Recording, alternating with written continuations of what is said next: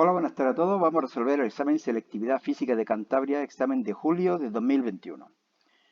En principio nos da una serie de constantes de valores conocidos que nos servirán para resolver algunos problemas. Bien, y pasemos a leer el primer ejercicio. De onda. En una cuerda se propaga una onda armónica cuya ecuación expresada en unidades del sistema internacional viene dada por esta ecuación de aquí. A. Hallar la amplitud, periodo, frecuencia y longitud de onda. Lo que tenemos que hacer es comparar esta ecuación que nos dan con la ecuación general de las ondas, esta de aquí. Y la elongación es igual a la amplitud coseno de la pulsación por el tiempo menos el número de ondas por x más la fase inicial. Si las comparamos, vemos que la amplitud es 0,3 y si las unidades son del sistema internacional, metros. Omega será pi tercio, K será pi quinto y phi sub 0 será pi partido 10 radianes. A partir de estos datos, podemos calcular el periodo, 2pi partido omega, 6 segundos, la frecuencia, que es el inverso, 0,17 segundos aproximadamente, y longitud de onda, 2pi partido k, 10 metros. Apartado B, calcular la velocidad de propagación de la onda, lambda partido t, lo conocemos las dos cosas, 1,67 metros por segundo. Y C, determinar la velocidad transversal del punto de la cuerda situado en x igual a 0. La velocidad transversal es la derivada de la elongación con respecto al tiempo, es decir, es derivar esta expresión. Sería 0,3 por la derivada de lo que hay dentro, que es pi tercio, por la derivada del coseno, que es menos seno, de aquí aparece este signo menos, y luego todo lo de dentro. Sustituimos x por 0 y obtenemos esta ecuación de aquí, que es la expresión de la velocidad transversal en función del tiempo. Vamos a la segunda pregunta, segundo ejercicio de acústica. Un altavoz emite un sonido que se percibe a una distancia d con un nivel de intensidad sonora de 70 decibelios. Hallar la intensidad sonora en ese punto. Bueno, pues despejar de aquí la i. Beta no lo dan y su 0 no lo dan, despejamos i.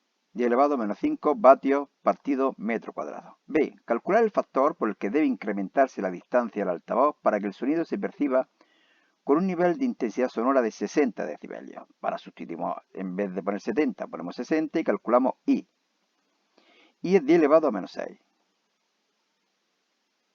Aquí lo que va a ser constante es la potencia. Por lo tanto, I por S será constante. I, que valía 10 elevado a menos 5 por 4pi cuadrado, 4pi d cuadrado, será igual a la segunda intensidad, que es d elevado a menos 6, por 4pi, y ahora la distancia no es d, será x por d elevado al cuadrado. De aquí despejamos x y resulta ser raíz de 10.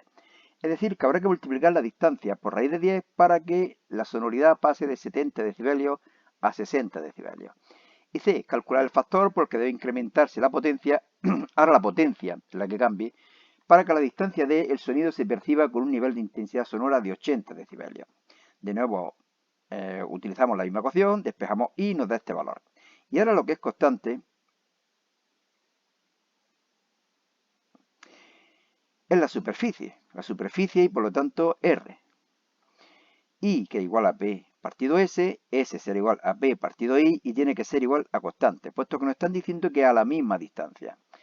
Potencia partido 10 elevado a menos 5 será igual a X por P dividido 10 elevado a menos 4, la nueva intensidad. Despejamos X y resulta ser igual a 10. Es decir, que la potencia tiene que multiplicarse por 10 para que la sonoridad pase de 70 a 80 decibelios a la misma distancia. Una pregunta un poco rara, ¿verdad? Pregunta tercera. Un material de caras paralelas, planas y paralelas tiene un índice de refracción de 1,55. Este de aquí. No sé por qué he puesto cristal. Aquí pone material. Pues bueno, es igual, ¿no? ¿Lo cambio? Ah, cambiarlo, ¿no? No dice nada de cristal por ningún lado. No.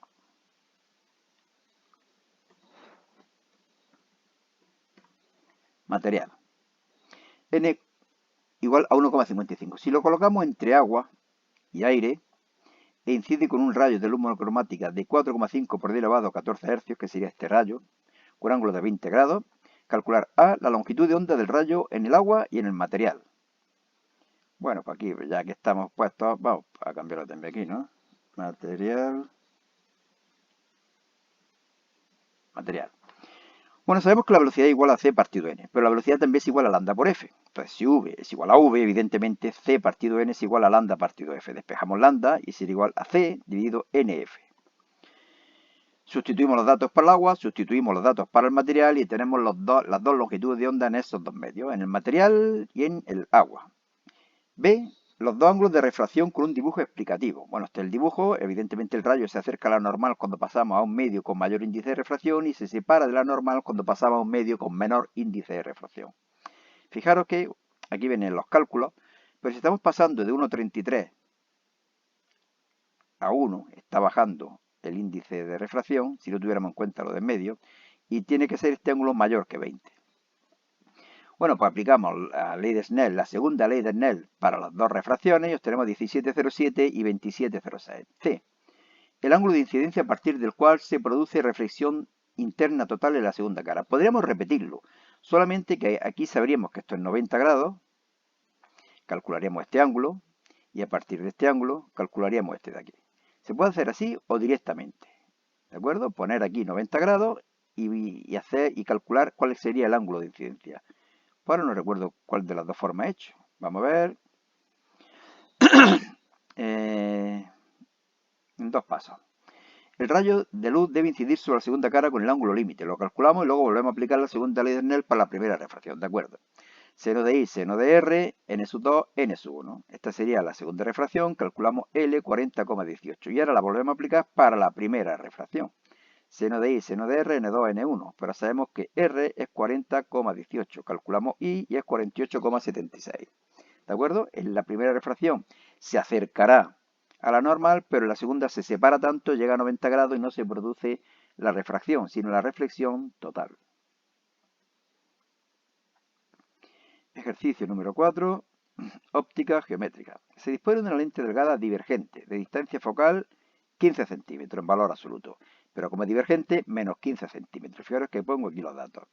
Determinar efectuando un trazado de rayos cualitativo, que lo tenemos aquí, la posición y altura de la imagen formada por la lente si un objeto de 4 centímetros, es decir, Y igual a 4 centímetros, se encuentra situado delante de ella, evidente, a una distancia de 10 centímetros, es decir, que S igual a menos 10 centímetros.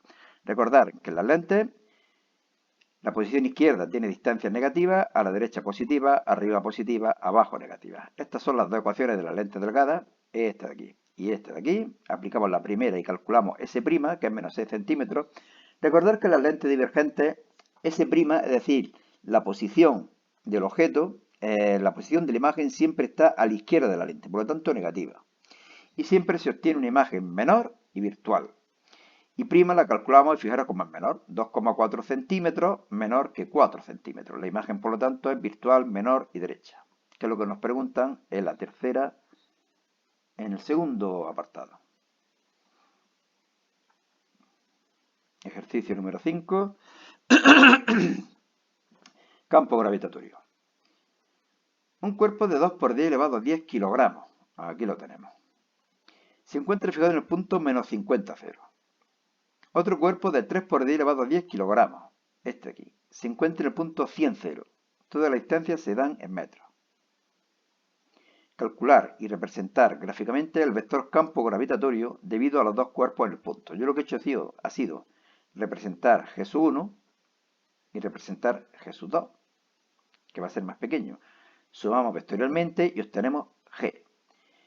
Yo lo hago casi siempre o siempre en dos pasos. Primero calculo el módulo, un vector, y luego el vector. Como es a la izquierda, negativo, vector unitario, y. G2 lo calculamos, como es hacia la derecha, positivo, y. G, que es igual a G1 más G2, positivo y negativo, obtenemos este valor, negativo como ya suponíamos. B. Calcular el potencial gravitatorio debido a los dos cuerpos en los puntos 0, 0 y 0,50. Yo no sé por qué, aquí leí 50, 0. ¿Qué puede llevar eso consigo? Pues que si el profesor es estricto, no de nada en este apartado. La verdad es que no se complica casi nada y yo por lo menos daría algo. Pero tened cuidado con esas cosillas. Lo arreglé posteriormente. Vamos a calcular el potencial gravitatorio en el punto 0, 0, aquí, y en el 0,50, es decir, aquí arriba. Fijaros que esta distancia sería 50 al cuadrado más 50 al cuadrado, raíz cuadrada. Mientras que esta distancia sería 50 al cuadrado más 100 al cuadrado raíz cuadrada. las dos masas. Bueno, pues aquí tenemos el apartado B. Potencial en el punto 0, 0, menos G, M1, R1, M2, R2. Masa 1, masa 2, distancia 50, distancia 100. Aquí no hay problema. Pero aquí es donde me había equivocado. V1, V2, menos G, M1, R1, M2, R2. M1, M2, R1 ahora sería raíz cuadrada de 5.000 y R2 sería raíz cuadrada de 12.500. Digo que aquí es donde me había equivocado. Entonces ya digo, ¿cómo pueden penalizar esto? Yo desde luego daría por lo menos la mitad de los puntos, pero ¿quién lo sabe? Y apartado C, calcula el trabajo realizado por el campo sobre una masa de 10 kilogramos cuando se desplaza desde el punto 00 al 0,50. Bueno, el trabajo de la fuerza conservativa es menos incremento de energía potencial, menos masa por incremento de V, menos masa por incremento de V. Potencial final en el punto 0,50 menos potencial inicial. 0,1 julio aproximadamente. Perdón. Problema 6. Un satélite natural de 8 por 10 elevado a 10 kilogramos gira en una órbita circular a una altura de 800 kilómetros sobre la superficie de un cierto planeta P. Fijaros que nos dicen altura, por lo tanto habrá que sumarle el radio del planeta, cuyos datos se proporcionan abajo, para calcular el radio de la órbita. Hallar el periodo orbital del satélite. Lo que hacemos es, primero, igualar la fuerza gravitatoria con la centrípeta y obtenemos la ecuación que todos conocéis de la velocidad orbital. Pero la velocidad también es igual al espacio partido tiempo, ya que es una velocidad constante, debido a la trayectoria circular. Perdón. 2π repartido t, v cuadrado, esto de aquí, igualamos a esto al cuadrado y despejamos el periodo. Lo conocemos todo y obtenemos este valor, 10.321 segundos. Fijaros que he sumado los 800 kilómetros, es decir, 8 por 10 elevado a 5, al radio del planeta, que era 2 por 10 elevado a 4 kilómetros, o lo que es lo mismo, 2 por 10 elevado a 7 metros. Obtenemos este valor. B. Hallar la energía total del sistema. La energía total del satélite, del sistema del satélite. Es la energía cinética más potencial, un medio de mv cuadrado. Esto de aquí, en vez de v cuadrado ponemos esto. Y obtenemos esta ecuación que todos conocéis. Sustituimos y obtenemos siempre un valor negativo de menos 6,4 por 10 elevado a 18 julio. Y C, hallar el valor del campo gravitatorio en la superficie del planeta. Bueno, este apartado es mucho más fácil. G es igual a la constante de gravitación más el planeta, radio del planeta al cuadrado. Lo conocemos todo y obtenemos un valor de 8,34. Bien, vamos a hacer el ejercicio número 7. Campo eléctrico. Dos cargas eléctricas puntuales de 1 microculombio y menos 1 microculombio se encuentran situadas en los puntos 2,0, la positiva, y menos 2,0, la negativa. Todas las distancias se dan en metros. A. Calcular y representar gráficamente el vector campo eléctrico en el punto 0,2, aquí. Bueno, yo lo que voy a hacer es calcular este vector, o este, puesto que son iguales. Las componentes verticales se van a anular. Y por lo tanto lo único que voy a hacer es calcular la componente horizontal y multiplicarla por 2. S1, que es igual a E sub 2, será igual a K, Q sub 1 o Q sub 2, puesto que es en valor absoluto, R sub 1 o R sub 2 al cuadrado. Obtengo un valor de 1125 newton. E sub 1x, que será igual que E sub 2x, será igual a 1125 por el coseno de 45, 795,2. Ahora lo multiplico por 2, lo pongo negativo, pongo el vector unitario y ya tengo el campo eléctrico en el punto 0,2. B. ¿Qué valor debe tener una tercera carga, Q sub 3, situada en el punto 1,2, aquí, para que una carga situada en el punto 0,2, aquí, no experimente ninguna fuerza? Bueno, pues esta carga, Q sub 3, tendrá que crear un campo eléctrico hacia la derecha de igual intensidad que el que creaban estas dos primeras cargas. Por lo tanto, si tiene que crearlo hacia la derecha, Q sub 3 será negativo. Y vamos a calcular cuánto valdría Q sub 3. Yo digo que el módulo del campo eléctrico tendrá que ser 795,5 por 2. 1591. Entonces, 1591 igual a K, Q sub 3, R sub 3 al cuadrado. Lo conozco todo menos Q sub 3, lo despejo y da un valor de 0,177 microcoulombios, pero ya decíamos que era negativo. En el caso anterior, ¿cuánto vale el potencial eléctrico en el punto 0,2?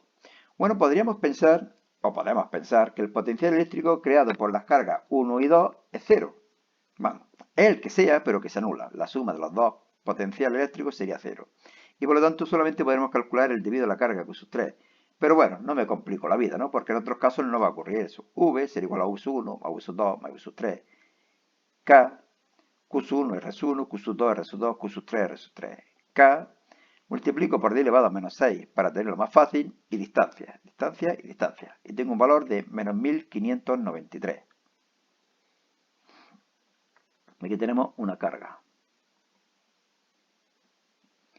Ejercicio número 8, antepenúltimo. Un protón penetra en una zona donde hay un campo magnético B igual a 2I teslas. Aquí lo tenemos. Con una velocidad de 2 por 10 elevado a 6 J. Hacia allá. Calcula el vector fuerza que actúa sobre el protón. Bueno, pues F será igual al módulo de Q por V, al módulo, valor absoluto de Q por V, B seno de alfa. Y obtenemos el módulo de F, 6,4 por 10 elevado a menos 13 newton.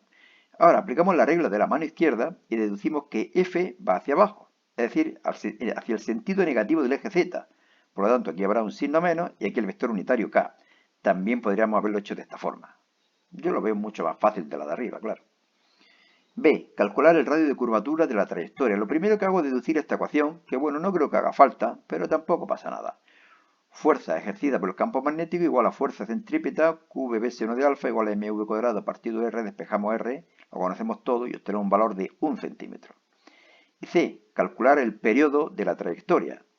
Pues velocidad igual a espacio partido tiempo, despejamos el tiempo y listo. 2πr partido v, 2πr partido v, lo conocemos todo y listo. Y esa sería una trayectoria chula, ¿no? Esa desde luego no es una trayectoria circular, es una trayectoria parabólica, pero es que la he visto en internet, está muy chula, ¿verdad? Penúltimo ejercicio de efecto fotoeléctrico. Bueno, antes de hacerlo, recomendaros que entréis en este blog, selectividadjosecuenca.blogspot.com. En él podéis encontrar en formato PDF todos los exámenes que estamos resolviendo en este canal. En este otro blog podéis encontrar relatos y novelas que he escrito en los últimos años. Algunas de ellas premiadas, he tenido la suerte. Trabajo de extracción del cobre 4,7 electronvoltios. Casi sin pensarlo lo voy a tener que pasar a Julia, ¿de acuerdo? Multiplicando por la carga del electrón. Aquí lo tenemos. Se ilumina una superficie de este material con radiación de 2,5 por 10 elevado a menos 7 metros, por lo tanto, de esa longitud de onda. Calcular A, la longitud de onda umbral para el cobre. Bueno, pues a partir de esta energía la transformamos en julio y de aquí trabajo que igual a H por F o igual a H por C partido lambda, calculamos lambda sub 0. Obtener un valor de 2,64 por 10 elevado a menos 7 metros. Es decir, que para que se produzca efecto fotoeléctrico necesitamos una luz que tenga más energía que la que corresponde a esta longitud de onda, es decir, que tenga menos longitud de onda. Fijaros que hemos utilizado 2,5, como es 2,6, pues sí, esta luz sirve para producir el efecto fotoeléctrico. B. La velocidad máxima de los electrones emitidos. Partimos de la ecuación de Einstein. E igual trabajo de extracción más energía cinética, energía igual a hc partido lambda y energía cinética un medio de mv cuadrado. Aquí lo conocemos todo menos v, lo despejamos, calculamos y obtenemos un valor de 3,11 por 10 elevado a 5 metros por segundo. Estos problemas nos dan una facilidad y es que podemos intuir la velocidad que va a salir los electrones. Es decir, no va a salir como un coche a 30 metros por segundo, va a salir una velocidad muy alta. 10 elevado a 5, 10 elevado a 6 es lo que suele ser habitual. Y tampoco se puede pasar de la velocidad de la luz. Así que, bueno, en esos márgenes estamos. Y C, el potencial de frenado. Aplicamos el principio de conservación de la energía mecánica, incremento de energía cinética más incremento de energía potencial igual a 0. El incremento de energía cinética sería la final que es 0 menos un medio de mv cuadrado. Y el incremento de energía potencial es Q delta V. Si aquí despejamos delta V, será igual este signo menos. Bueno, todo esto negativo pasa aquí positivo y despejamos delta V será igual a un medio de la masa por la velocidad al cuadrado dividido Q. La carga es negativa y obtenemos este valor. El potencial de frenado siempre es negativo. ¿De acuerdo? Bueno, el potencial. La diferencia de potencial. ¿De acuerdo? Y último ejercicio. En un instante determinado, una muestra de una sustancia radiactiva presenta una actividad inicial de 10 elevado a 8 becquerelios. Al cabo de 100 días, la actividad de la muestra es de 2 por 10 elevado a 7 becquerelios.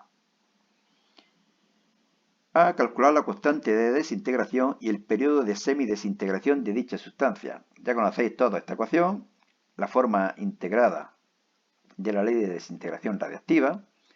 Aquí despejamos lambda, tomando logaritmos y luego pasando al divisor, el tiempo y el signo menos. Sustituimos y obtenemos un valor de 1,86 por 10 elevado a menos 7 segundos menos 1. Periodo de semidesintegración, logaritmo neperiano 2 dividido lambda, 3,73 por 10 elevado a 6 segundos. B. La actividad de una segunda muestra de la misma sustancia es de 4 por 10 elevado a 9 becquerelios, cuando han transcurrido 10 días. Hallar cuántos núcleos radiactivos había inicialmente en esta segunda muestra.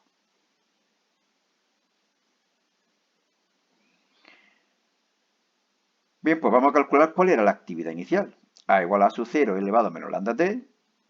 Lo conocemos todo y calculamos A sub 0. La actividad que tenía la muestra inicialmente, 4,7 por 10 elevado a 9 becquerelios. Como A es igual a lambda por n, A sub 0 será igual a lambda por n sub 0. N sub 0 es igual a sub 0 partido lambda. Lo conozco y obtengo. Número de núcleos, evidentemente aquí también tenemos una pista y es que no nos van a salir ni 3, ni 8, ni 28. Siempre números grandísimos. 2,53 por 10 elevado a 16 núcleos. Y listo, papeles. Bueno, pues nada más.